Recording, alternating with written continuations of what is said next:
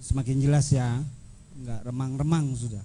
Nah sekarang yang punya kendali Subed, saya pinjam istilahnya Mas Bubed, kuncinya sebenarnya di Sekda. Nah, monggo Pak Sekda.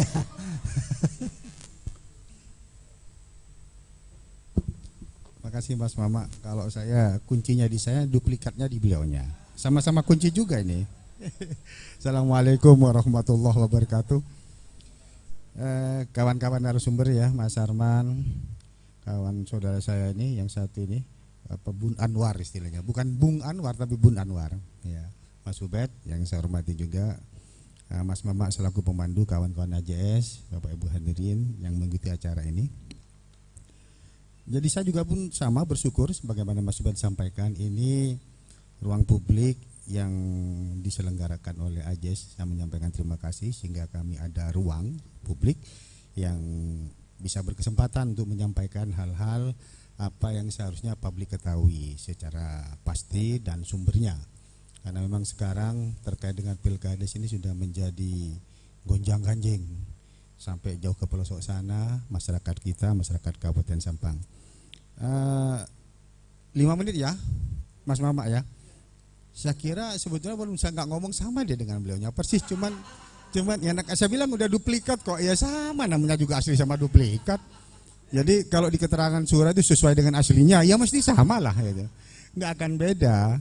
Hanya mungkin barangkali ada beberapa hal yang mungkin saya tambahkan sebagaimana Mas Ubed sampaikan tadi. Jadi segini prinsipnya, bahwa di masa pandemi ini banyak regulasi yang diturunkan oleh pusat untuk kemudian menjadi pedoman kita di daerah. Banyak sekali terkait dengan dampak pandemi ini. Di antaranya adalah terkait dengan penyelenggaraan pemilihan kepala desa. Ini juga kena dampak. Andai kan tidak kena dampak, tidak ada problem sebetulnya. Nah, dampaknya apa? Pemerintah melalui regulasinya, terutama mulai dari PSBB, PPKM Mikro sekarang ini membatasi jumlah kerumunan masalahnya. Sementara pilkades yang biasa kita laksanakan pasti itu tempatnya kerumunan, fokusnya kerumunan. Nah, maka mesti diatur sehingga pusat memberlakukan sebagaimana yang Mas Ubed sudah sampaikan tadi, Mendagri nomor 72 2020 tentang perubahan kedua dari peraturan Mendagri nomor 112 2014 tentang pemilihan kepala desa, dan surat edaran Mendagri nomor 1416698/SJ tentang jumlah pemilih, tempat pemungutan suara, pemilihan kepala desa serentak di era pandemi, yang sebagaimana Mas Ubed sampaikan membatasi satu TPS maksimal 500. Nah, bisa kita bayangkan sebagaimana yang biasa kita lakukan, lalu kemudian kita coba misalnya berlakukan per dusun, per TPS-nya 500. Bahkan satu dusun itu ada yang jumlahnya sampai 2000 lebih, 2500 lebih. Tentu satu dusun bisa ada 2, 3, 4 dan seterusnya. Nah, berkaitan dengan ini, pertimbangan-pertimbangan dari kami pemerintah kabupaten yang sudah kami sharingkan. Jadi Mas Ubed benar sampaikan, kami Pak di pemerintah kabupaten sekarang ini dengan DPR luar biasa Pak. Walaupun itu bukan tugasnya DPR, tapi kami minta untuk tolong Pak kami dibantu, diberi masukan. Alhamdulillah beliaunya mau. Perbub itu wilayah kami, wilayah pemerintah kabupaten, tapi karena kawan-kawan komisi itu mau, saya berterima kasih, dibahas bersama, ngundang ada perwakilan AKD, perwakilan BPD dan sebagainya. Untuk apa? Agar nanti semua yang kita inginkan itu semua sudah bisa paham dan bisa ada masukan kepada kami untuk lebih memudahkan dan memperbaiki apa yang akan kami susun di dalam peraturan bupati, khususnya Perbup Pilkades. Nah, berangkat dari pandemi itu tadi, kita mencoba membicarakan dengan Komisi 1 di dalam pembahasan perbupnya ya. Maka kalau itu nanti kita laksanakan per dusun dengan asumsi satu dusun bisa 1 atau lebih 2 TPS, maka yang pasti merubah kebiasaan ini kan tidak mudah. Ada beberapa faktor yang harus kita pertimbangkan. Yang pasti pembiayaan, pasti membengkak jauh. Kalau awal dari perhitungan sementara kami, jumlah TPS ini bisa sampai berjumlah 1000 lebih TPS. Dari yang kalau misalnya kita lakukan serentak ada 111 kepala desa di tahun 2021, hanya mestinya 111 TPS membengkak sampai dengan 1000 lebih. Nah, membengkaknya ini tentu terikut juga di dalamnya sistem penganggarannya, pemenuhan penganggarannya. Maka Mas Ubed sampaikan tadi, hanya ada 21 petugas per desa kalau cuma satu TPS. Kalau kita kembangkan menjadi satu desa misalnya ada 5-6 TPS, maka ya harus tentu ada TPS yang tidak bisa dimasuki oleh petugasnya nanti, petugas panitia desa P2KD maksudnya. Maka ini masalah sudah. Lalu juga pembiayaan, mulai dari belanja kepentingan sarana prasarana, membayar panitia, operasional panitia, lalu membayar keamanan, membayar pun kalaupun ada, apakah juga ada petugasnya, ini masih belum jelas juga. Jadi semua ini problem yang harus kita coba carikan jalan keluarnya. Nah, satu poin, kalau terkait dengan anggaran, maka bisa dipastikan kami tidak mampu Pak kalau dilaksanakan di tahun ini. Mengingat apalagi di tahun 2021 ini masih ada perintah dari pemerintah pusat untuk merefocusing kembali anggaran kita. Artinya dikepras kembali Pak anggaran kita. Ini beliaunya juga paham. Dikepras. Nah, kalau ini yang ada aja sudah dikepras, artinya kan juga berdampak terhadap apa yang sudah kita anggarkan terhadap penyelenggaraan pemilihan kepala desa yang jumlahnya cuma 111. Ini sudah fix Pak. Kalau di APBD-nya ada sudah ada anggarannya. Di sini sudah tertuang Pak namanya. Ada berapa? Ada 10,5 ya. Belum keamanan ini. Hanya biaya penganggaran pilkadesnya. Nah, kalau tadi Mas Ubed sampaikan, kalau Mas Ubed sampaikan bisa lipat. Kalau saya bilang perhitungan dari sini ya, sampai perhitungan sementara, hampir 4 kali lipat kalau saya.